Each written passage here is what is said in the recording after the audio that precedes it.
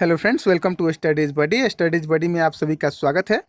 दोस्तों, बिहार दरोगा का प्रैक्टिस सेट एक बार फिर से आपके चैनल पे स्टार्ट हो रहा है। जी हाँ दोस्तों, मैंने 4 प्रैक्टिस सेट पहले ही करा दिया था, लेकिन कुछ कारण की वजह से उन्हें रोकना पड़ा था। तो एक बार फिर से मैं यहाँ पे 5वां प्रैक्टिस सेट लेकर आया हूँ और आगे अब लगातार आपको बिहार दरोगा का प्रैक्टिस सेट मिलते रहेगा। तो आप लोग जो है अपना सपोर्ट बनाए रखिए और अच्छे से पढ़िए। इस बार आपको बिहार दरोगा का एसआई का प्री एग्ज़ाम जो है क्वालिफाई करना ही होगा। तो आइए शुरुआत करते हैं और आज देख लेते हैं 40 इंपॉर्टेंट एमसीक्यूज़ को। तो आइए। तो गाइस, पहला क्वेश्चन यहाँ पे देख सकते हैं। पहला क्वेश्चन है कि भारत में निम्नलिखित में से कौन सा क्षेत्र जैव विविधता का तत्व स्थल है। तो इसमें से कौन सा क्षेत्र आपसे पूछा जा रहा है, तो ये जो है पश्चिमी घाट है। ठीक है, ऑप्शन नंबर बी आपका करेक्ट आंसर हो जाएगा, पश्चिमी घाट। सेकंड क्वेश्चन देख सकते हैं कि निम्नलिखित में से कौन भारत के संविधान का अभिरक्षक, जिसे हम कस्टोडियन कहते हैं, वो है। ठीक है, तो ये हमारे हो जाते हैं भारत का सर्वोच्च न्यायालय। इसे हम क्या कह सकते हैं, हमारे संविधान का रक्षक भी कहते हैं। ठीक है, ध्यान रखिएगा, संविधान का रक्षक भी हम कहते हैं। आगे बढ़ते हैं। तीसरा क्वेश्चन देख सकते हैं आप लोग। तीसरा क्वेश्चन है आप लोगों का कि पटना उच्च न्यायालय की स्थापना किस वर्ष में की गई थी। तो पटना उच्च न्यायालय की जो स्थापना है वो 1916 में की गई थी। ऑप्शन नंबर सी आप लोग ध्यान रखिएगा। और चौथा क्वेश्चन देख सकते हैं कि भारत के नागरिकों के मूल्य कर्तव्यों का विवरण संविधान के किस भाग में दिया गया है। तो ये संविधान के भाग 4 में दिया गया है। ऑप्शन नंबर बी आपका करेक्ट आंसर हो जाएगा, ध्यान रखिएगा, भाग 4। ठीक है, आगे बढ़ते हैं। तो नेक्स्ट क्वेश्चन यहाँ पे देख सकते हैं कि भारत की प्रभुता, एकता और अखंडता की रक्षा करें और उसे अक्षुण्ण रखे, यह उपबंध किस में किया गया है। यह उपबंध किस में किया गया है, ये आपसे पूछा जा रहा है। तो ये किया गया है मूल कर्तव्य में। ठीक है, ऑप्शन नंबर डी आपका करेक्ट आंसर हो जाएगा, मूल कर्तव्य। और 1206 ईस्वी से लेकर 1290 ईस्वी तक दिल्ली सल्तनत पर किस राजवंश ने शासन किया था, या फिर किस राजवंश का शासन रहा था, ये आपसे पूछा जा रहा है। तो देखिए, गुलाम वंश का शासन जो था 1206 से 1290 ईस्वी तक था। ठीक है, आगे बढ़ते हैं। 7वां क्वेश्चन देख सकते हैं कि निम्नलिखित संस्थाओं में से महिलाओं के लिए आरक्षण का प्रबंध किया गया है, प्रावधान किया गया है। तो किनमें जो है महिलाओं के लिए आरक्षण का प्रावधान किया गया है, देख सकते हैं। लोकसभा दिया हुआ है, राज्यसभा दिया हुआ है, पंचायती राज दिया गया है, नगर पालिका दिया गया है। तो इनमें से किसमें किया गया है, ये आपसे पूछा जा रहा है। तो देखिए, यहाँ पे जो पंचायती राज है और नगर पालिका है, इनमें जो है महिलाओं के लिए जो है आरक्षण का प्रावधान किया गया है, यानी कि ऑप्शन नंबर बी आपका जो है करेक्ट आंसर हो जाएगा। आप देख सकते हैं कि पंचायतों एवं नगर पालिकाओं में महिलाओं के लिए न्यूनतम 33% आरक्षण का प्रावधान किया गया है, जिसे राज्य विधानमंडल चाहे तो 50% तक बढ़ा सकती है। ठीक है, आगे बढ़ते हैं। 8वां क्वेश्चन देख सकते हैं कि नियुक्तियों या पदों में आरक्षण का प्रावधान निम्नलिखित में से किस अनुच्छेद के अंतर्गत किया गया है। तो ये किया गया है अनुच्छेद 16 के अंतर्गत। ऑप्शन नंबर ए आपका बिल्कुल करेक्ट आंसर हो जाएगा। और यहाँ पे देख सकते हैं एंटीपायरोटिक्स का प्रयोग किस कार्य के लिए किया जाता है। तो एंटीपायरोटिक्स का प्रयोग किस कार्य के लिए किया जाता है दोस्तों, तो ये शरीर का दर्द, शरीर की ताप कम करने के लिए किया जाता है। ठीक है, ये एक मेडिसिन है। ठीक है, ध्यान रखिएगा, ऑप्शन नंबर सी। आगे बढ़ते हैं। 10वां क्वेश्चन देख सकते हैं कि विजय हजारे ट्रॉफी का संबंध निम्नलिखित में से किस खेल से है। विजय हजारे ट्रॉफी जो है किस खेल से संबंधित है, तो ये संबंधित है क्रिकेट से। ऑप्शन नंबर डी आपका बिल्कुल करेक्ट आंसर है। और निम्नलिखित में से कौन सा देश 2023 में पुरुषों के हॉकी विश्व कप की मेजबानी करेगा। तो पुरुषों के हॉकी विश्व कप की मेजबानी जो है भारत करेगा। कब करेगा, 2023 में। ठीक है, आगे बढ़ते हैं। 12वां क्वेश्चन देख सकते हैं कि मानव शरीर का कौन सा अंग रक्त में शर्करा की मात्रा को नियंत्रित करता है। तो रक्त में शर्करा की मात्रा जो है अग्नाशय नियंत्रित करता है। ऑप्शन नंबर ए आपका करेक्ट आंसर है।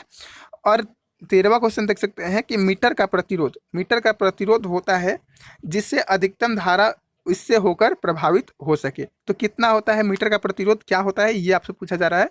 देखिए, मीटर का प्रतिरोध जो है शून्य होता है। क्या होता है, यहाँ पे शून्य हम लिख देंगे, शून्य होता है जिससे अधिकतम धारा इससे होकर प्रवाहित हो सके। ठीक है, आगे बढ़ते हैं। 14वां क्वेश्चन देखते हैं कि कंट्रोलर एवं ऑडिटर जनरल, जिन्हें हम क्या कहते हैं, कंट्रोलर और जिसे हम नियंत्रक एवं महालेखा परीक्षक कहते हैं हिंदी में, उन्हें इंग्लिश में कहते हैं कंट्रोलर एवं ऑडिटर जनरल, जिसे हम कैग कहते हैं, की रिपोर्ट का परीक्षण किस संसदीय समिति के द्वारा किया जाता है? तो किस संसदीय समिति के द्वारा किया जाता है दोस्तों? तो ये किया जाता है लोक लेखा समिति के द्वारा। ठीक है, ऑप्शन नंबर ए बिल्कुल करेक्ट आंसर हो जाएगा, लोक लेखा समिति। और 15वां क्वेश्चन देख सकते हैं कि भारत में सुनामी वार्निंग सेंटर कहाँ स्थित है? सुनामी वार्निंग सेंटर जो है कहाँ स्थित है? हमारे भारत में सुनामी आती है तो वहाँ से हमें सूचना दी जाती है, तो ये स्थित है हैदराबाद में। ऑप्शन नंबर सी आपका करेक्ट आंसर हो जाएगा, हैदराबाद। ठीक है, आगे बढ़ते हैं। आगे 16वां क्वेश्चन देख सकते हैं कि ऋग्वेद में प्रयुक्त अघन्य, अघन्य शब्द किससे संबंधित है? तो देखिए, अघन्य जो शब्द है वो संबंधित है गाय से। अघन्य का मतलब है कि जिसका हत्या न किया जा सके, तो इसमें गाय जो है हमारी ऋग्वेद में कहा गया है कि ये हत्या इनकी नहीं की जानी चाहिए। ठीक है, 17वां क्वेश्चन देख सकते हैं कि राज्य मानव अधिकार आयोग की अध्यक्षता एवं सदस्यों की नियुक्ति किसके द्वारा की जाती है? तो राज्य मानव अधिकार आयोग की अध्यक्षता और सदस्यों की नियुक्ति जो है वो की जाती है राज्यपाल के द्वारा। ऑप्शन नंबर ए आपका करेक्ट आंसर हो जाएगा दोस्तों। आगे बढ़ते हैं। आगे 18वां क्वेश्चन देख सकते हैं कि शारदा बिल, जो शारदा बिल है निम्नलिखित में से किससे संबंधित है? तो शारदा बिल जो है विवाह की आयु से संबंधित है। ठीक है, विवाह की आयु से संबंधित है, ध्यान रखिएगा। और यहाँ पे 19वां क्वेश्चन देख सकते हैं, अशोक के किस अभिलेख पर मोर का उत्कीर्ण किया गया है? यानी कि मोर का चित्र बनाया गया है किस अभिलेख पर? अशोक के। तो ये बनाया गया है लौरिया नंदन गढ़ स्तंभ पे। ठीक है, लौरिया नंदन गढ़ स्तंभ पे बनाया गया है। ऑप्शन नंबर सी आपका करेक्ट आंसर हो जाएगा। गैस, बिहार एसआई के एग्जाम में आपको सेम टू सेम ऐसे ही क्वेश्चन देखने को मिलेंगे, तो मैं गैस आप लोगों को यही रिकमेंड करूंगा कि आप हमारे प्रैक्टिस सेट को रोज लगाया कीजिए। आप इसका प्रैक्टिस जो है हमारे वेबसाइट पे भी जाके कर सकते हैं, तो आप हमारे वेबसाइट पे विजिट करें और इसका प्रैक्टिस करें। और वीडियो आपको अच्छी लग रही है तो आप वीडियो को लाइक कीजिए, शेयर कीजिए और कमेंट करके बताइए कि वीडियो कैसी लग रही है। और अपने दोस्तों के साथ शेयर करना बिल्कुल भी ना भूलें। ठीक है, और चैनल को सब्सक्राइब करके हमारे साथ अच्छे से जुड़ जाए ताकि डेली आपको वीडियो प्रोवाइड की जा सके और आपको मिल पाए।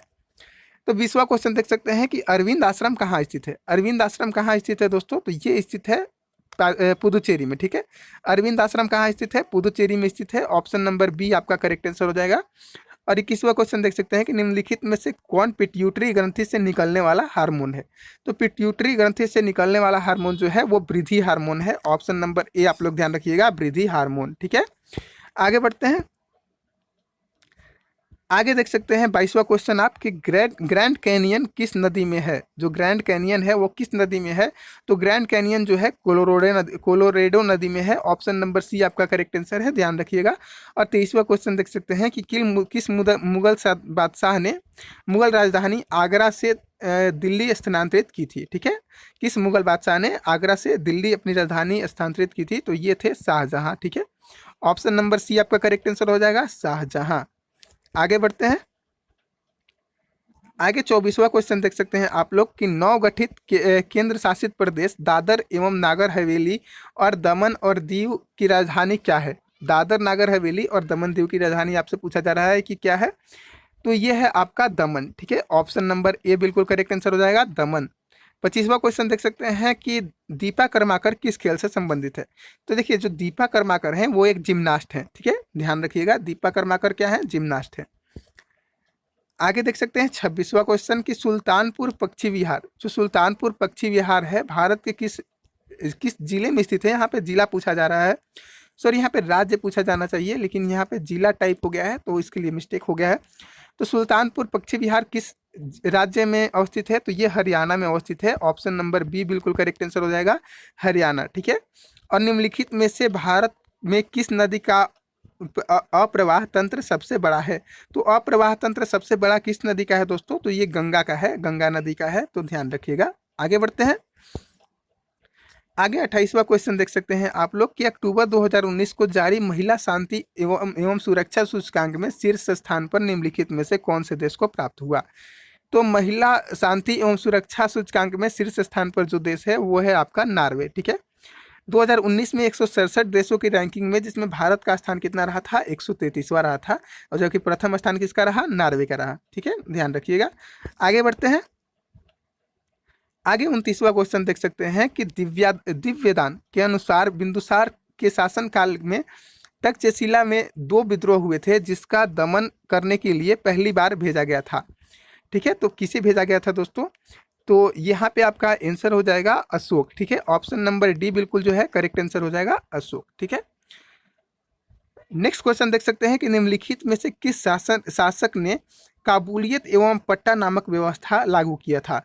काबुलियत एवं पट्टा नामक व्यवस्था किस शासक ने लागू किया था, ये आपसे पूछा जा रहा है। तो ये लागू किया था यहाँ पे शेरशाह ने। ऑप्शन नंबर बी आपका करेक्ट आंसर हो जाएगा। गाइस, ऐसे इंपॉर्टेंट क्वेश्चन आपको बहुत कम ही वीडियो में देखने को मिलेंगे, तो हमारे वीडियो को लाइक जरूर कीजिएगा और हमारे साथ जुड़ जाइए ताकि आप डेली हमेशा प्रैक्टिस सेट आपको मिलता रहे। देखिए, पुस्तक का नाम है द इनसाइडर। द इनसाइडर, इसके लेखक कौन है ये आपसे पूछा जा रहा है। तो द इनसाइडर के लेखक जो हैं वो है आपके पीवी नरसिम्हा राव। ठीक है, पीवी नरसिम्हा राव जो है द इनसाइडर पुस्तक के लेखक हैं। ऑप्शन नंबर सी आपका करेक्ट आंसर हो जाएगा। और नेक्स्ट क्वेश्चन अगर देखो तो नेक्स्ट क्वेश्चन देख सकते हैं कि निम्नलिखित में से किस शाखा के अंतर्गत ब्रह्मांड का अध्ययन किया जाता है? तो ब्रह्मांड का अध्ययन ऑप्शंस देख सकते हैं आप, दिया गया है यहाँ पे। तो ब्रह्मांड का जो अध्ययन है वो कॉस्मोलॉजी के द्वारा किया जाता है। ऑप्शन नंबर बी जो है करेक्ट आंसर हो जाएगा। देखिए, यहाँ पे मैं बता देता हूँ आपको कि जो होरोलॉजी है उसमें समय मापने वाले विज्ञान का अध्ययन किया जाता है। होरोलॉजी क्या है? समय मापने वाले विज्ञान है। ठीक है, और हिप्नोलॉजी क्या है? नींद का अध्ययन है। और एंटोमोलॉजी क्या है? कीट पतंगों का अध्ययन है। तो ध्यान रखिएगा। ठीक है, आगे बढ़ते हैं। आगे 33वां क्वेश्चन देख सकते हैं कि लिम्फोसाइट एवं सर्कोमास किस बीमारी से संबंधित है? सॉरी, लिम्फोमास एवं सर्कोमास ठीक है, किस बीमारी से संबंधित है? तो ये जो संबंधित है ये है आपका कैंसर से। ऑप्शन नंबर ए आपका बिल्कुल करेक्ट आंसर हो जाएगा, कैंसर। ठीक है, और निम्नलिखित में से कौन सबसे प्रबल उपचायक है? ऑक्सीडाइजिंग है, ये आपसे पूछा रहा है। उपचायक सबसे प्रबल कौन सा है ये आपसे पूछा जा रहा है। तो देखिए, जो फ्लोरीन है वो सबसे प्रबल उपचायक है। ठीक है, आगे बढ़ते हैं। आगे 35वां क्वेश्चन देख सकते हैं आप लोग कि पृथ्वी की भूपर्पट्टी पर सबसे अधिक कौन सी धातु पाई जाती है? तो पृथ्वी की भूपर्पट्टी पर सबसे अधिक पाई जाने वाली धातु जो है वो एल्यूमिनियम है। ऑप्शन नंबर सी आपका करेक्ट आंसर हो जाएगा दोस्तों। ठीक है, नेक्स्ट क्वेश्चन देख सकते हैं कि गौतम बुद्ध पक्षी अभयारण्य बिहार के किस जिले में स्थित है? तो गौतम बुद्ध पक्षी अभयारण्य जो है वो बिहार के गया जिले में स्थित है। ऑप्शन नंबर ए आपका करेक्ट आंसर हो जाएगा, गया जिला। ठीक है, आगे बढ़ते हैं। आगे 37वां क्वेश्चन देख सकते हैं कि मनुष्य के शरीर के किस अंग में लिम्फोसाइट का निर्माण होता है? तो लिम्फोसाइट का निर्माण दोस्तों किस अंग में होता है ये आपसे पूछा जा रहा है। तो देखिए, अस्थि मज्जा में जो है लिम्फोसाइट का निर्माण होता है। ऑप्शन नंबर बी आपका करेक्ट आंसर है। और तेज प्रकाश में आंखों के पुतली का आकार कैसा हो जाता है? जब तेज प्रकाश आप पे पड़ती है तो आपकी आंखों की पुतली का जो आकार है वो कैसा हो जाता है ये आपसे पूछा जा रहा है। तो देखिए, ये जो आंखों का पुतली का आकार है वो छोटा हो जाता है। ऑप्शन नंबर ए आपका बिल्कुल करेक्ट आंसर हो जाएगा। यदि आंख में प्रवेश करने वाले प्रकाश कम है तो पुतली अधिक फैलती है ताकि प्रकाश आंख में प्रवेश कर सके। वही यदि आंख में प्रवेश करने वाला प्रकाश तेज हो तो पुतली जो है सिकुड़ जाती है। ठीक है, ध्यान रखिएगा इस फैक्ट को। आगे बढ़ते हैं।